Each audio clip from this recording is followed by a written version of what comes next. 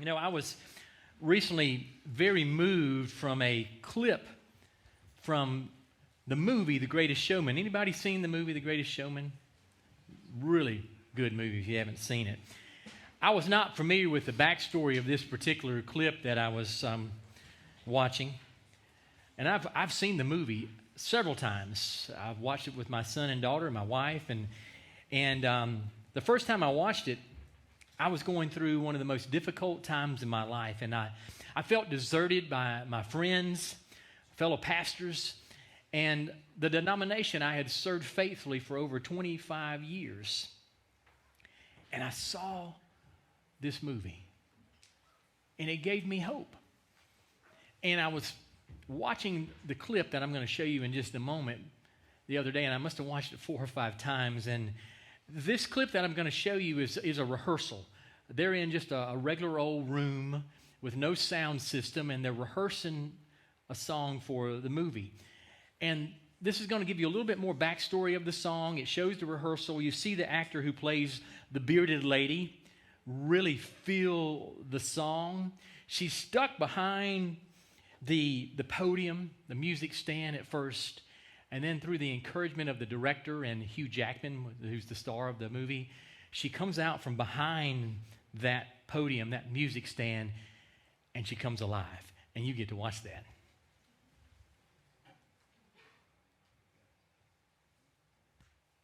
Benj and Justin had just written this new song called This Is Me. And we knew that it was going to be the anthem of the film, but no one had heard it before. And no one had heard Kiala sing it live. Kiala, who I didn't even want to come out from behind the music stand. I didn't. I kept saying to her, just step out, because this is your moment, and you have to step out into the ring, metaphorically, because that's what you're doing, and you got to stand right there in front of everyone and just belt this out. And I didn't want to. In fact, I stood behind that music stand until the day of that presentation. There was a moment in the song that I actually was so scared that I had to actually grab Hugh's hand so that I had somebody to hold on to. And then we got to the end of the number, and all I remember is just deafening applause. It was a sort of otherworldly experience. Who God made me to be. I'm not conformed to that or anything else. I'm not stiff anymore. I don't keep my hands in my pockets. I don't have to worry about what people are thinking and what they are saying. I used to worry about that. I used to think about that, but I don't anymore. You see, I am certain that there are many interpretations, even sermon illustrations from what you just saw, that are drawn from this song and from this movie. For me, it resonates deeply with me. The first line, I'm not a stranger to the dark. Hide away, they say, because we don't want your broken parts. I've learned to be ashamed of all my scars. Run away, they say. No one will love you as you are. You ever felt that way? That no one will love you as you are? That you're not good enough. Thanks be to God, because of Jesus Christ, you're more than good enough. You are sacred and holy and set apart. You are ministers of the gospel, the good news. That's who God designed you, created you to be. But you want to know something? As many, if not most ministers know all too well, pain caused by the ministry, denominations, top-heavy leadership. As a whole, some of the worst pain you can ever experience. And the church and its people are supposed to love and care and support and show grace. Yet when politics and power force out ministers and their families, the pain caused by that kind of betrayal, it cuts deep and it leaves big scars, bruises. When you stand for the truth and you preach for the truth, that can happen, folks. You can even be run out of town. I was able to differentiate between those people and the God of grace and love. I was never angry with God, but my entire pastoral identity and vocational calling were uncertain, and I was afraid no one will love me as I am. I even said they don't love me anymore. The sun isn't shining as bright as it used to on me anymore.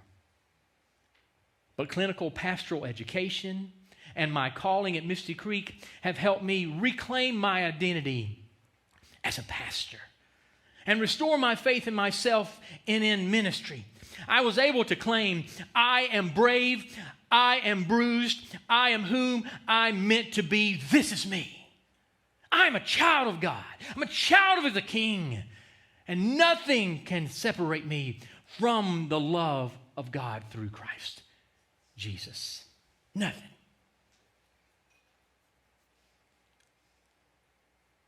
Many of you have been bruised by the church, haven't you? Hurt. Even friends you thought that you were friends with have deserted you because you took a stand for the truth of God's word. You wouldn't compromise what God has to say about certain topics, and I would say about all topics, what Jesus has to say. I hit that pretty hard a few weeks ago, didn't I? If you were here, if you missed that message is on our webpage, on our website 2 weeks ago. Go back and watch it. Listen to it on the podcast. It's not me. It's God's message. Last weekend on the Vision Retreat, I floated around each one of the small groups for a brief moment, and there was such synergy and unity among the groups. People came together in a brief weekend retreat to produce something great as the Spirit directed them, and I saw it happening. I saw the Spirit moving amongst the groups, and much of what was said was the same thing. There's the unity. That's when redundancy is a good thing, because we're unified. And God has his hands on this body of believers. I left with such hope for Misty Creek. Hope for the world, hope in God, hope in the future. So let me ask you this. What is it about hope that makes it so important? Why did Jesus put it up there alongside faith and love? Where there is hope, there is life. Where there's no hope, there is death. The Bible tells us in Romans 8:24, we are saved by hope. Never more than now do we need to be hopeful. I want us to take just a brief look at 1 Corinthians 13. Because we need love. I know what tomorrow is. I know. I understand. 1 Corinthians 13. If I speak in the tongues of angels and of men and have not love, I'm nothing but a resounding gong or a clanging cymbal. If I know all the prophecies and have all the knowledge and all the wisdom and have the faith that can move mountains, but I don't have love, I am nothing. If I give all I possess, everything that I own, to the poor, and hand over my body so that I may boast, but have not love, I gain nothing. Because you see, love is patient and love is kind. Love is not arrogant. It's not rude. It's not self-seeking. It doesn't rejoice or delight in evil or wrongdoing. Love always perseveres. It always hopes. It always perseveres. It always trusts. And we have faith, hope, and love. And what's the greatest of these? Love. Exactly. But I want to say something to you. As much as you want to believe it, and as much as I have read it and quoted it at weddings, it was not written for weddings. It's a rebuke, folks. It's Paul telling the church that is just sinning like crazy, going against the love of God. He's rebuking the church at Corinth, which is a pretty fast-growing church. I mean, just look at the first 12 chapters of 1 Corinthians. You ought to do that today when you get home this afternoon. Go through the first 12 chapters. It's all about dysfunctional churches. Have you ever been part of a dysfunctional church? You don't have to raise your hand. Have you ever been a part of one? Plenty of folks have. Dysfunctional families? We all have somebody. You know there's somebody in your family that's dysfunctional. It could be you. And you're in denial. Remember, there's no redemption in denial, folks. Sometimes you just need to own up to it. They were divided in the church. They were arrogant. They were prideful. They were boastful. They were self-seeking, and the list goes on and on and on. And Paul referred to them as spiritual babies. spiritual infants. Love without truth is not love. You want me to say that again? Love without truth is not love. Truthless love is full of compromise. It's conforming. Love is a verb. You've heard that before. Love is something that you do. It's an active choice you make. Making love the foundation of any relationship is what you need to do to have love, especially if you're in a marriage relationship. Marriage is about love and sacrifice and serving and giving of oneself. Jesus says, love one another. It's an imperative. It's a must do. You must love one another as I have loved you. You love regardless. It's not an option. It's not a declarative. Jesus doesn't give a whole lot of commands, but he does command us to love. Love regardless. You know, Jesus is our model who gave his life while submitting to us and making our needs his priority. The essence of God is love. Love is about serving and blessing and giving oneself away. That's what it's about. And the love that Paul talks about in 1 Corinthians is who Jesus is. Jesus never fails. Jesus never finds joy in your failures. Jesus does not delight in evil. If you have love, you have hope and you have faith, and vice versa. But this pandemic and the events over the last 2 years have caused many people to reach the end of their rope, you know? Reach the end of their rope, and they're still struggling. They're fatigued. They're tired out. The suicide rate is escalating. Divorce rates are higher. The homeless population is increasing, and they're being kicked out of their tent cities with no place to go. People are in more debt than ever. Folks are on edge. They're stressed. They're depressed. They're coming out of their skin. They're short with one another. You know what I'm talking about. You're short with people at the restaurant. You're short with people if you've got to stand in line. You're short with your spouse over the most minuscule thing. It's stress. You need to be rescued from that, don't you? There's hope for you, and there's hope for me. I want to share something with you. One of the saddest things happened to Karen and I and our family a few weeks ago. This horrible storm came through the Cherokee foothills of South Carolina.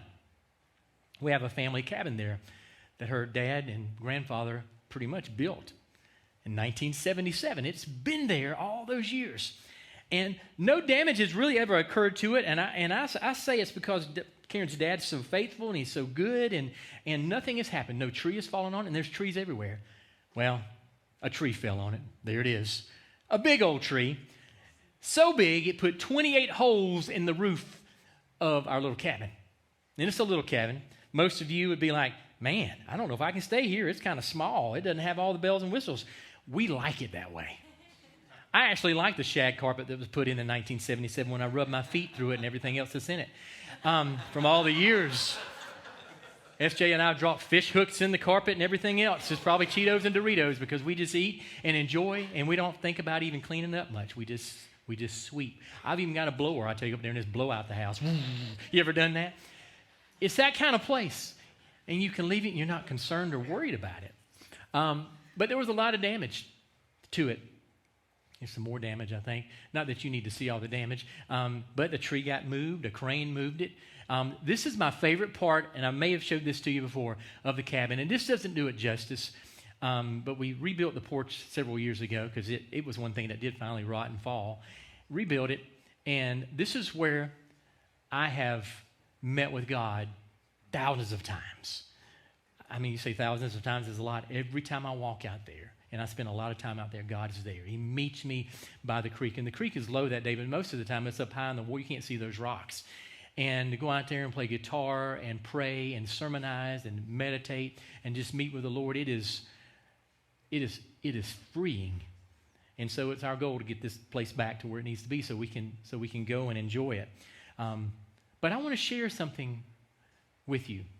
We have a good friend. His name's Jim Sizemore. He watches our services sometimes. He lives in South Carolina. We connected with him the first church we ever served, and I was in youth ministry, and Karen came on staff after we got married and became our youth choir director. And Jim and his family became involved in the church, and we ministered to them, and they ministered to us. Jim's a contractor. And anytime we've needed something done up at the cabin, needed help, he would go up there and do it, and just a great friend.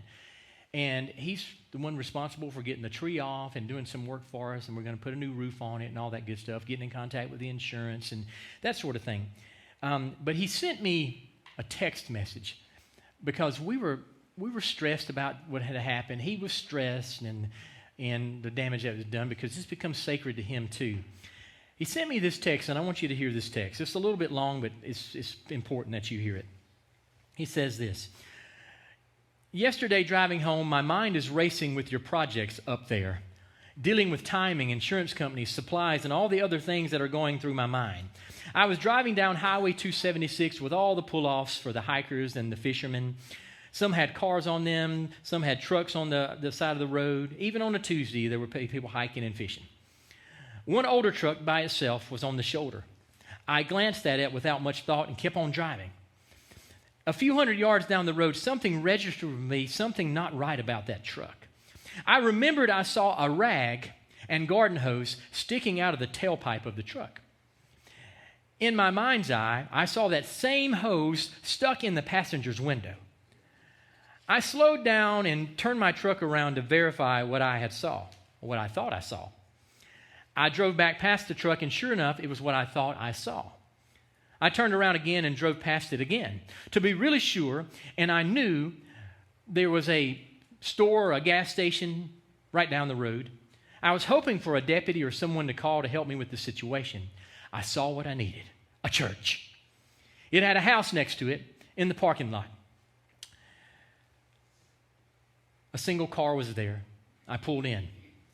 I knocked on the door a couple of times, and finally a young man came to the door. He was in his young 20s. I explained to him what I saw, and I asked him to come with me and to try to stop this suicide. I told him I didn't stop by myself because you never know what could go down, but together maybe we could help. He's in his car, I'm in my truck, we come upon him. The young preacher stops across the street, and I pull down behind the truck. The preacher gets there first. He's already talking to this rough appearance older man. The man is trying to explain that he's trying to get heat inside his truck by using the hose. We both know this was an excuse to dismiss us. It was truly apparent what was going on. We continued to talk with him, and I told him I had an extra jacket and a hat in my truck, that he didn't need to do what he was doing. I went to get them, and the preacher kept him talking. After a while, when I got back with the clothes and the sleeping bag, the man told us of a hard time he was having with circumstances of his life. The man began to cry. We continued to speak with him and assured him he did have some rough issues, but God had a plan for him, and he was needed to be alive and here for someone, maybe for someone or some purpose that he didn't know about yet. I told him that he may be the angel that God needs to send to someone. I said, you never know what angels are around you, but you could be that one that is needed right then, right now for someone. He stops and he turns to us and he says, you two are the angels for me right now. He shakes our hand, and with tears rolling down his face, he hugs each of us with a hug that I'll never forget. We get him to follow us to the church. I check out his engine to see if there's anything wrong with the radiator, heater issue. And the young preacher goes in and brings him some cash for gas. This man's whole demeanor has changed. He's smiling, and it seems like a ton of weight has lifted from his heart and his shoulders. After parting conversation, he drives off. The preacher and I share each other's relief, thank each other for helping another child of God, shake hands, and I drive away. And then he says this: if that tree had not fallen on your cabin, ... We never know what or how God makes things happen, but he always has a plan.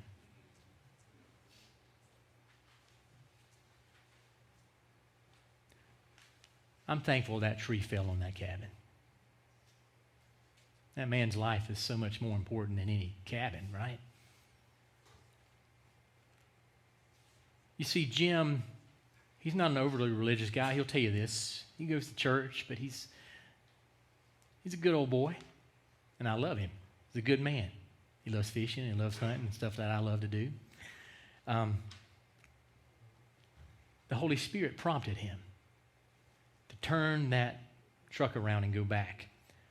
You see, Jim and this young pastor brought hope to a man in darkness. Where there is hope, there is life. How many people do you pass by every day? You don't even acknowledge or even know. Maybe you make a judgment because of the way they look or where they are. I believe it's time for us to stop doing that. And let's have the eyes of Christ. Let's look as though looking through his eyes, and let's respond the way he would respond to others. You see, hope rises above economic times and depression and grief and despair and anxiety. And I know this virus is contagious, but did you know that hope is contagious? Even more so? Got hope? Because if you got it, it's contagious, folks.